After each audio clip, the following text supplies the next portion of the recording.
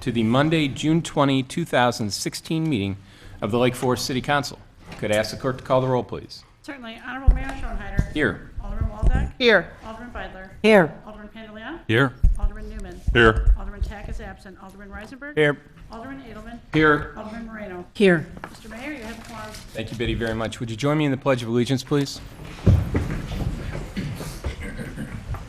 I pledge allegiance to the flag of the United States of America and to the republic for which it stands, one nation, under God, indivisible, with liberty and justice for all.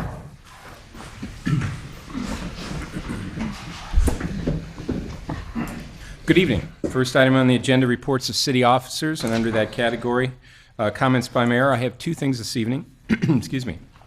I have a resolution of appreciation to read for employee Kenneth Wagner, and I'd like to do that now. Whereas Kenneth J. Wagner has been a dedicated employee of the City of Lake Forest since September 7, 2004, as a maintenance worker to refuse collector. And whereas Kenneth J. Wagner has used his 40 years of knowledge in the sanitation industry to educate and train fellow refuse collectors on using best safety practices and making them aware of the many different hazards associated in the field. Whereas Kenneth J. Wagner has been a dependable and dedicated employee who took great pride and care in the service he provided to the residents, the quantity of work he contributed, and the exceptional care of the equipment he was assigned. And whereas Kenneth J. Wagner will honorably retire from the city on July 1, 2016, and will be missed by his coworkers and the entire Public Works Department. Now therefore be resolved by the City Council of the City of Lake Forest that the council, on behalf of the administration and residents of the community, hereby expresses its appreciation and gratitude to Kenneth J. Wagner for a public service faithfully performed. And be it further resolved that this resolution be appropriately inscribed and conveyed to Kenneth J. Wagner, with a copy to be included in the official minutes of the June 20, 2016 meeting of the Lake Forest City Council. Do I have a motion to approve the resolution? So moved. Do I have a second? Second. All those in favor? Aye. Opposed? I'm sure I'll hear none. Ken, you want to come up?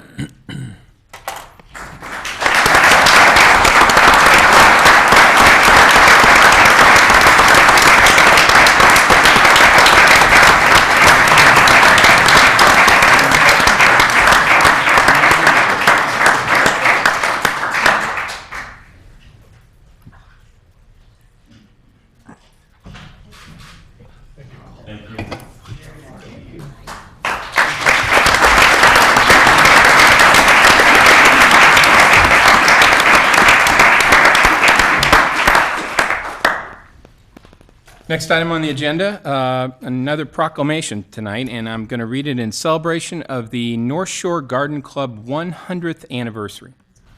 Whereas the North Shore Garden Club is celebrating its 100th anniversary in 2016, and whereas the North Shore Garden Club has provided programming for its members and for the general community for a century, and whereas the North Shore Garden Club has raised money and provided scholarships to students in horticulture and landscape design, sent inner-city children to summer camps, made flower arrangements for senior living facilities and women's shelters, provided funding to an inner-city garden, provided funding for plants at nursery schools, banks, and given annual support to several gardens throughout the United States.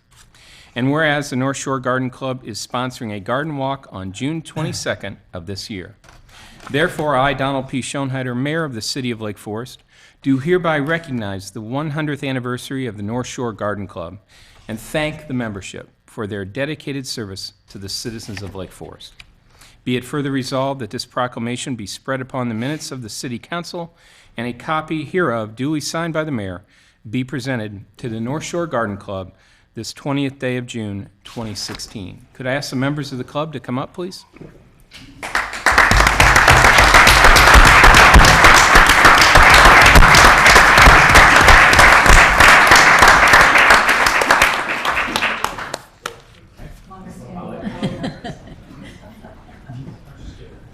Hi.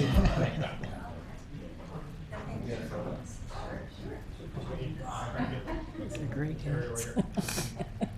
Come this way. A little bit more about this one. Okay, here. All right. I thought he was trying to get out of the picture.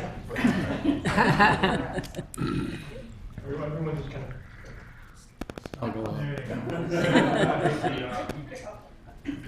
we go. There you go. Actually, no, we'll see up right here. Go sideways. There you go, there you go. There you go. Hey, everybody. Thank you. Thank you.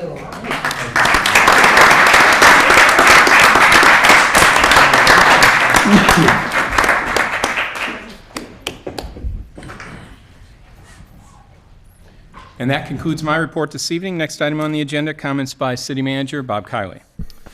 Thank you, Mr. Mayor, members of the council. As you know, there are so many wonderful attributes to this very special community. But one of those attributes that tends to go unnoticed, particularly to adults, but not to young adults in the community, is our Croya organization. And we have a very special essay winner that's going to read her essay this evening. But before she does, I'd like the Croya manager, Todd Nahigian, to come forward. And I think he's got a short video for us to let those at home know what Croya is all about. Thanks, Bob. Thank you, Mr. Mayor and Mr. and Mrs. Alderman. It's exciting for me to be back here. We made this kind of a tradition to spotlight one of our youth after the contest, writing an essay about what the spirit of Croya has meant to them. I have a few highlights about Croya. The video is on YouTube, so we're not going to be able to play it, but that's okay. Not a problem.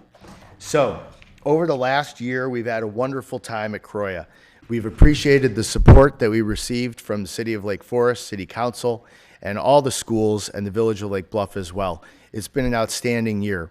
We had a group of 24 students that were on our executive committee, and we had over 350 programs and meetings to help plan the events that we put on this year for the school year from May 1st all the way through April.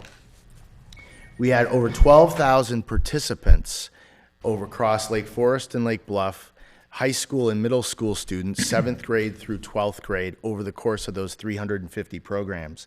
And then the drop-in after school hours that meet 3:30 to 5:30 after school had over 2,700 students throughout those months. It's been a busy year. It's been a lot of fun. Some of the most important things to us at Croya that we did were our fall retreat and our spring retreat, which brings about 100 students to Wisconsin for the weekend. And the retreats are basically to break down barriers between students, to let kids kind of build some self-esteem and understand a little bit more about who they are, but also to make some friends and to know that Croya is a supportive place when they have troubles. We usually bring about 100 students on the fall and the spring retreats. We also have a wonderful work trip that the students have just arrived back on, where they go for the Habitat for Humanity at the Battle Creek, Michigan site, and that's always a wonderful opportunity. And then we always like to highlight the events that we do with the police departments. We call it the Donut Bowl. It's the football game, and the Donut Cup, the floor hockey game. And the officers are always willing to come out. We have dinner with them and talk a little bit about what their lives are like as officers, but also breaking down those stereotypes that teenagers and officers somewhat seem to have about each other. So without further ado, I'd like to talk a little bit about our award winner who's going to read her essay tonight. Her name is Tara Tui. She's just recently graduated from Lake Forest High School.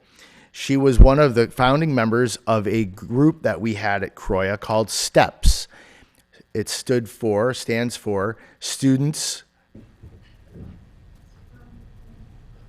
Hold on, I had it in my head 2 seconds ago. Students. Oh my gosh. Strong Teens Embracing Positive Support. Thank you, Tara. So this group, we partnered up with Maria Malin, certified grief counselor in Lake Forest, and provided an opportunity for students who were going through some tough times. It was a wonderful program, and we really felt good about how it went. Tara was also a retreat leader for our fall retreat last year and our spring retreat this year. She's a wonderful person that was able to really bring some students out of their shell and help them to be comfortable in the environment that we have at our retreats. And finally, she was on our executive committee as a public relations chair. So basically helping new people become comfortable to Croya, advertising so that we have an attendance that's really exciting, and then being able to do some great things. But just as a resume doesn't help you understand a candidate that's coming in for an interview, these 3 lines or 4 lines about Tara aren't going to make you realize who she is. But after she's done reading this essay, I have a feeling you're going to know her a whole lot better. Thanks a lot.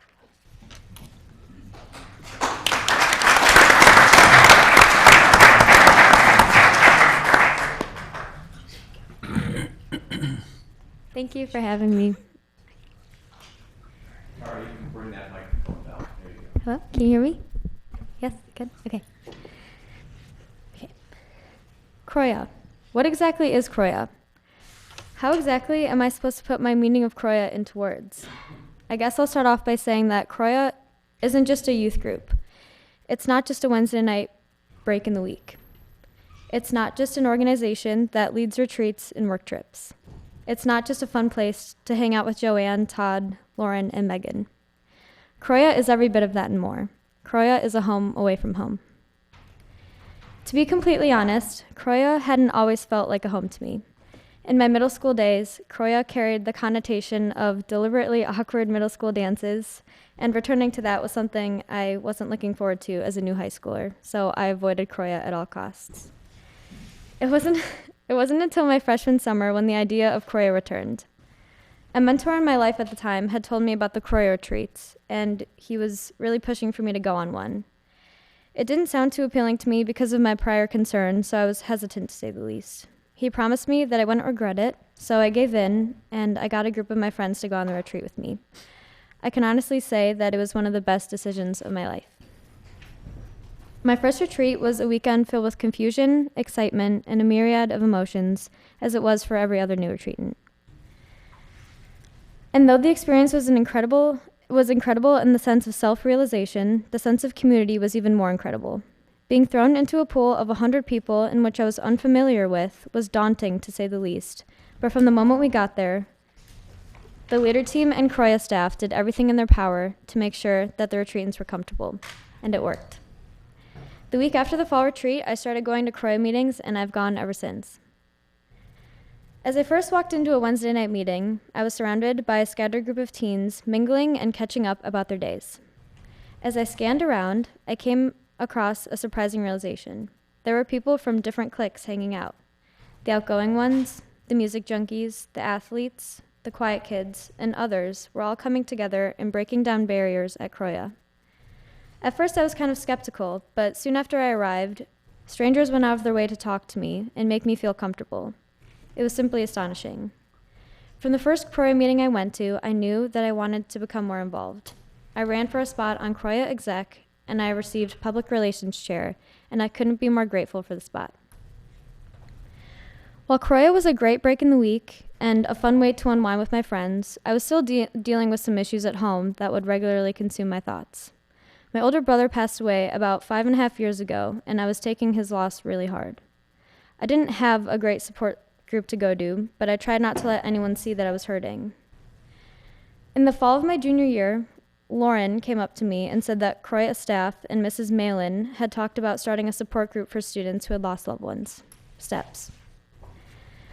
I was incredibly grateful for this, and it definitely came at the right time. I went to the monthly meetings, and it became a safe haven for all of the heartache I was holding in. Croya helped me through some of my darkest times when I needed it most, and I cannot be more thankful for that. As I am grateful for what Croya has done for me personally, I'm fully aware of the impact that it has made on others. Yes, it has done so much for the youth of Lake Forest and Lake Bluff, but Croya also continually makes an impact on other communities. From our exec trip to the Ronald McDonald House, serving food for homeless veterans, the Habitat for Humanity work trip, Feed My Starving Children, and more, Croya has done a tremendous job serving other communities in need. Croya has done a lot for students publicly with support groups and service trips, but these don't represent the greatest impact that Croya has made and continually makes. Croya makes an impact on those behind the scenes, those who lay low and aren't necessarily always the center of attention. those who struggle to fill a certain void in their life, those who need the greatest amount of help with the minimal amount of attention drawn, those who simply just need a friend. The staff, exec board, and overall community at Croya will always be there with loads of laughs, an ear to listen, and a shoulder to cry on. So yes, Croya is a community for the youth, led by the youth. It is a Wednesday night break in the week. It is an organization that leads retreats and work trips. It's a support system, and it's a place to hang out. It's a fun place to hang out with Joanne, Todd, Lauren, and Megan. Though above all of that, Croya is my second home. Croya is my family, and I could not be more grateful for what this family has done for me. Thank you.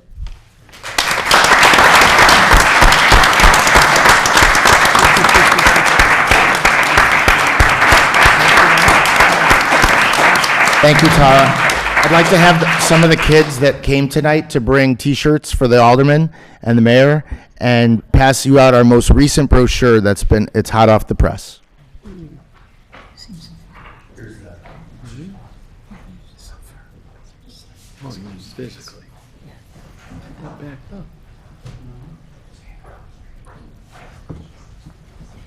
Thank you. Thank you. Whatever. Thank you. Thank you so much. Thank you. Thank you.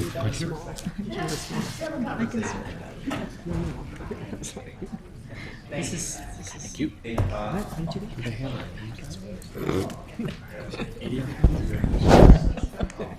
You have any larges? Oh, those things are gonna run into each, it's okay. Medium. Thank you very much.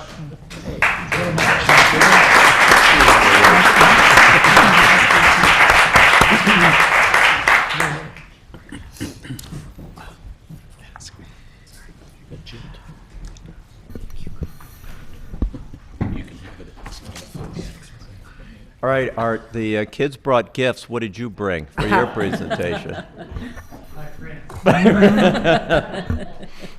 The second item under my report this evening is something the council is very familiar with, as annually the Preservation Foundation comes forward and talks about the award winners.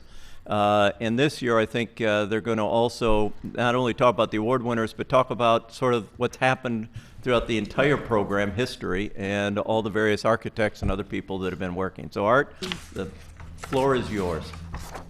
Well, thank you very much.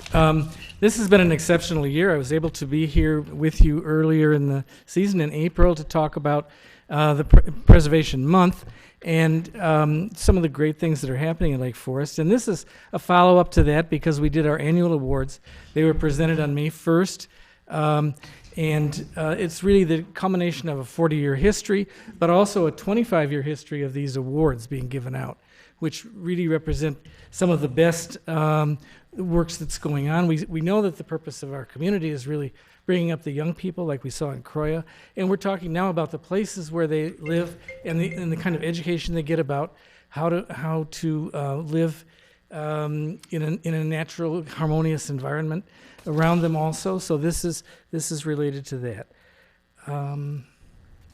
Okay, the categories for the awards there are 5 different ones that we give, 4 coming from the Department of Interior Standards from 1976 and reflected in our ordinance, and only 3 of them are going to be showing up in this particular presentation: restoration, rehabilitation, and preservation.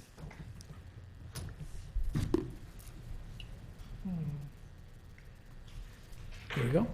Restoration, these are pretty much definitions from the literature, but restoration is undertaken to accurately depict property as it appeared at a particular period of time in its history, by means of the removal of features from other periods in its history and reconstruction of missing features from the restoration period. That can get complicated. Now, here's a wonderful example. This house is a gem. It started its life in the 1870s as the Ezra Warner Estate, Oakhurst, and this was the stable for Oakhurst. It was a block, pretty much of a block between the Church of the Holy Spirit and Triangle Park, and the stable is pretty close to the Church of the Holy Spirit on Washington Road. Daniel Burnham and his partner Root did this, and it was then, as that estate broke up in the 20s, early 20s, this was purchased by a Dr. Parmenter, who then hired the young Stanley Anderson, who was quite a star, had been chief draftsman for Howard Van Doren Shaw, who was kind of at the end of his career at that point, would die the next year, in 1925. And this is the creation he made from a stable. You can kind of tell where the hay would have gone in up above there to be stored. There on one side there were the doors for the carriages, and the other side were the horses. This was redone, adaptively reused as both a residence and an office for the Dr. Parmenter. There was a reception room or waiting room. There was his office and study. There was an examining room, and then a back room. And this has all been kept all this time since, for 80 or 90 years. Dr. Parmenter owned it until the 50s. Then one family really owned it from the 50s until recent years. And now the current residents, Mr. and Mrs. David Brush, have been working on restoring this painstakingly. And you can just barely see the incredible dignity and detail of that facade. So if you don't know this house, you should go and stop by and look at it. By the way, the doctor's office was accessed from Westminster over on the side, and you could enter that way. It's really a gem. It's Architectural Digest for sure. Rehabilitation.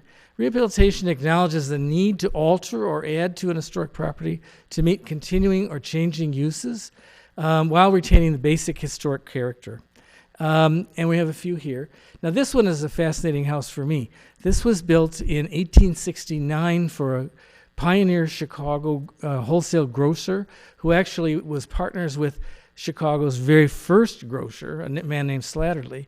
This guy was Edwin S. Wells. He also was one of the founders of the YMCA movement in Chicago that got started here. He built this house and lived there with his family. His wife died around in the early 1890s. He remarried, and I think that's when they redid the house into much what it looks like today, the shape there. I think the original architect may have been Asher Carter, who was associated with the early Lake Forest, and then the rehab probably was Charles Frost, but we don't know that for sure. But the house has been well done, put back together by Diana Melikar and her team of architects. Wonderful job, and it's just a great thing to have at a major point in the community where people going south on Illinois Road all see it. This is another house that was built in 1950. Ralph Hutzik was the architect then, who was Hutzik and Hill. They also had done the Aragon Ballroom in Chicago and lots of fancy apartment buildings along Lakeshore Drive. By 1950, the income tax had gone up slightly, the maximum rate being 91%. People were a little restrained in what they could build, but this house was built with this gambrel roof, and it was had a brick exterior. It's been redone completely for the owners, Sharon Harvey and David Poulton, and they created a new house out of that with some additions, but mostly honoring the original house and changing the exterior material to stone from the brick, which from 1950 might have been needing help. But that's a wonderful thing on Valencia Road. Here's another tricky project this would have been. The Church of the Holy Spirit started in 1902. Frost and Granger, I think Granger was the Episcopal. Frost was the Presbyterian and had worked on that church. So it grew sort of gradually to the west from the original little church. And you can almost see that there were two phases even to that entry there. One is a little cleaner than the other. But what happened now was that it wasn't accessible for people coming to the church. It had lots of steps to go up. And so Tom Rakovich, who's here, Tom, where's Tom? You can wave your hand so everybody can see you. Tom Rakovich, Evanston, who's worked on many projects in Lake Forest, figured out this solution, which was pretty tricky, of how to do that without changing the look of the property, but to come up with an almost invisible kind of looking thing. And then Craig Bergman, who, I don't know if he's here, but Craig did a lot of work to make this appear like it's always been there naturally. And he's a frequent successful person here with our plans. But this is a minor thing you would think, but it was very important to this place, and it came out beautifully. Forest Park. This one we all know about. We've heard about it for years. Almost 10 years, or at least 8 or 9 years it's been working on. But it finally culminated. It was originally the original start of the Lake Forest Plan in 1857. I think that the guy, Almar Hotchkiss, said, well, here's this big space between two ravines, right in the middle of this property that the Lake Foresters had bought, and I'll start my plan there. So then he put the station just to the west of that. Then Deer Path sort of wandered along, and he put the college campus kind of in the middle there between the two. And so this was really the start of the town. It didn't get a lot of attention. It was a sort of ad hoc golf course for a while in the 1890s. Then it was redone with the carriage road in 1896. And it was discussions about what was the appropriate thing to do now took a while. But the Lake Forest Garden Club, then the Forest Park Project, working always with the city of Lake Forest that knew the need to rehabilitate this area, came up with this plan. Stephen Simpson from Massachusetts was the landscape architect, and he did a great job. And anybody who visited that plan, every day you went over there, you saw Cliff Miller out in the rain, doing whatever it was to get this job done. This park was done for something around $4 million, I think, something like that, of the private money that was raised in addition to some city infrastructure money. I would just, for anyone who's interested, I would say look at this beautiful park. Go down, drive to Evanston, look at Hubbard Woods, and see what they just did to a park for $5,000. And you'll see how lucky we are to be in Lake Forest. Lucky to be in Lake Forest, the Deer Path Inn. It had been a while since the rooms had been fixed up and things, and it was a wonderful, charming space, but it needed rehabilitation. This has been undertaken just recently. The facade was restored without changing the look, and the dining room was made a little more sparkly, not quite so dark. And the porch was added, making it a little bit lighter too. But basically, they rehabbed, and now the rooms are as good as anything you could find. They're beautiful rooms. So everyone in town should feel free to have their guests come, and it's a place to stay if you're having an event or something like that. You don't have to be worried about it. It's excellent, and it's reasonable. Stanley Anderson, again, was involved after it burned down. A fellow named William Jones had done it in 1928. This was, the money for this was raised the way we do everything in Lake Forest. I think basically every Enwencia member was a contributor, and lots of other people also contributed, bought shares, I guess. They weren't contributors, they bought shares. And then Stanley Anderson rebuilt the whole thing for them in 1938. And there have been many changes over the years, but Nauer Incorporated, the Nauers, Jane Bretton Nauer and Mr. Nauer have been very much a part of our community, and they were instrumental in making this happen. Craig Bergman, of course, restored the trees in the front that had to come down during the renovation, and then beautifully managed the side entrance and kind of turnaround that's there now. There we go. Preservation. This is the hardest thing to do, which is to keep up your place, keep it from being a child's garden of deferred maintenance, always. And so this focuses on the maintenance and repair of existing historic materials and retention of a property's form as it has evolved over time. Act or process of applying measures necessary to sustain the existing form, integrity, and materials of an historic property. Okay, whoop. There we go, back. So this one, and we have Mr. Fitzgerald with us here today representing the OKW Architects. Say hello. There we go, good. This is a fabulous job of restoring one of the really, truly American gems of a type the first shopping center in America, organized around motor vehicles, cars and trucks that were about the size of a small station wagon then, and also the first town center that was planned entirely with private funding. not public funding. So it's amazing. It's gotten more and more recognition as time goes by. The buildings, the view that we have right here is of the North Tower, there were 3 plans that they did before they could figure out how to get it right so that it would actually pay for itself. And now it's as sparkly as it was the day it opened now. And it's really great. It's in the middle of also some things that you won't see. This is all the visible thing that you see, and this is why it's preservation. But inside, they are behind that tower now putting in an elevator. They're going to put in an elevator, and then the second floor of the north wing that we're looking at will have a new corridor down the middle of it and much more accessible for offices. And it's really going to give that part a whole second life, which it was really needed. So this was Howard Van Doren Shaw, 1916, 100 years old this year. Fabulous property with new owners. L3, which the manager, Mr. Schreiber, grew up in town here. So this is a wonderful project. One of the aldermen was involved in restoring the landscape a few years ago. So this is a great thing to see this all coming to fruition at this point. Now, another interesting story. This is a fascinating one that goes back to 1860s when it was a cow barn on the Stokes or later Bradley estate, probably, on Mayflower Road, 710 North Mayflower.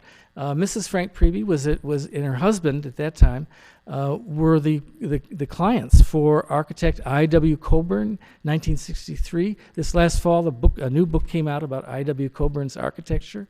And the person who was the associate who was in charge of this little project was Edward Noonan, who later went on to work on Mayflower Park, the Walgreens building in town, Lake Forest College, and several other things around. So this has a lot of ties to us. And so actually the renovation is now over 50 years old and is now historic. So the renovation is historic.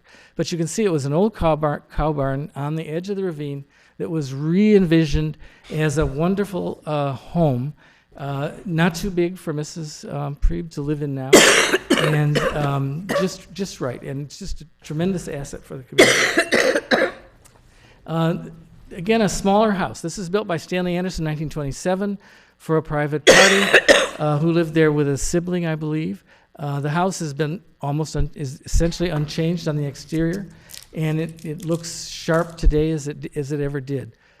So this has just been preserved. The metal kind of trellisage that we see there between the windows, that's original. So it's a wonderful thing to see. And it was a one-off. It was custom designed. And finally, the last one that we have of these kind of adaptive reuse things is a theater built by Alfred Lasker. We all should remember Alfred Lasker. He invented the commercial, so we can hate him too. But Alfred Lasker had this fantastic, huge estate, 400 acres in Westlake Forest, 40 buildings, and this is one of those. And the Saran family actually have restored this, done over the interior, but kept this wonderful, interesting building that was a theater for Alfred Lasker for films. And so it's still stable, still an anchor there in that part of Estate Lane East, not too far from the big manor house, and really contributes to the character of Westlake Forest. It's a very dramatic building.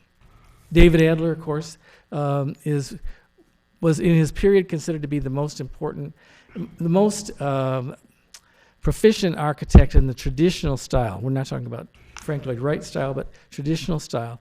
And he did this building. Okay, so we have all these several buildings. We can see their quality.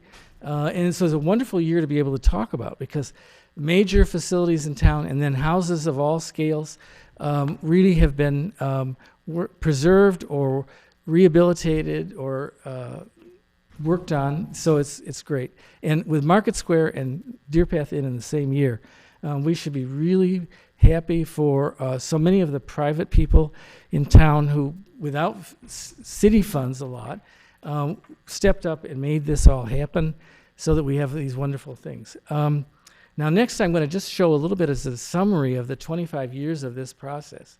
This is 1991 to 2006 Architects of the Year Award. Mellicar Architects have won several times. The Poulton Group, which we mentioned, their own house there, that they've been mentioned. They've been here several times. Anybody here from that group? No. The Landmark Development, John Krasnodevsky also. Ruggles Architects, David Woodhouse, who worked on this building, and I think that would probably be one of those awards up there, I hope. Whitmer Associates also has done several buildings in town. Now, one of the people with a couple projects that are important, and the one this year that I think is outstanding for the Church of the Holy Spirit, Tom Rakovich is here, and I mentioned him before, but raise your hand again, and we should know that he's here. The kind of people you see here on this list, Paul Janicki, the Rugo Ruff, that's actually mentioned in Classic Chicago, the online periodical weekly in Chicago, for redoing the restaurant. I can't pronounce it, Elnia or right. But so he's very much in the news right now. He's worked here. Michael Braisman, John Eifler, who's very famous for his work with architect Frank Lloyd Wright, also redid the James Ward Thorne house a few years ago. So Stuart Cohen, who did the book on Howard Van Doren Shaw last year. So this is just a very dramatic, very important list of people. With the architects who are here, just stand up one more time. Oh, and Phil Liederbach is right here. Liederbach and Graham, 2012, and they did a wonderful folly at 787 East Woodland Road, which is a copy of not a copy, but it's an adaptation, reproduction of a folly from Massachusetts done by McIntyre. So please send up all of you so that we can. Oh, and there's Michael. Okay, good.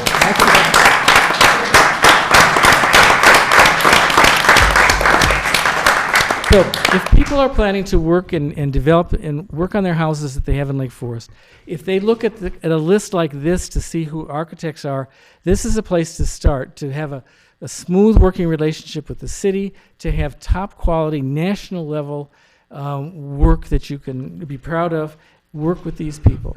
Now I've got landscape architects also here on this list, a smaller list. And at the top there we have Craig Bergman Landscape. He actually was doing enough jobs in town that he finally moved here not too long ago, about 2010, and so then won a couple of awards in 2012, and then two in 2016 for working on projects as we saw earlier. And he's been a tremendous addition to the community and did many gardens, so you can always be safe with him. Now, Cliff Miller is now working with Mariani, but he had a couple of awards here, one this year, working day and night out at the Forest Park. And then the other people, Stephen Simpson we mentioned, Fiore, a couple of Fiore representations here. And with Hennison's and Grassman, we have Miss Hunter. She was here too. There we are. Landscape architect, we have one here. Please stand up. Yeah, good. And so here, these more? Yeah. Oh, good.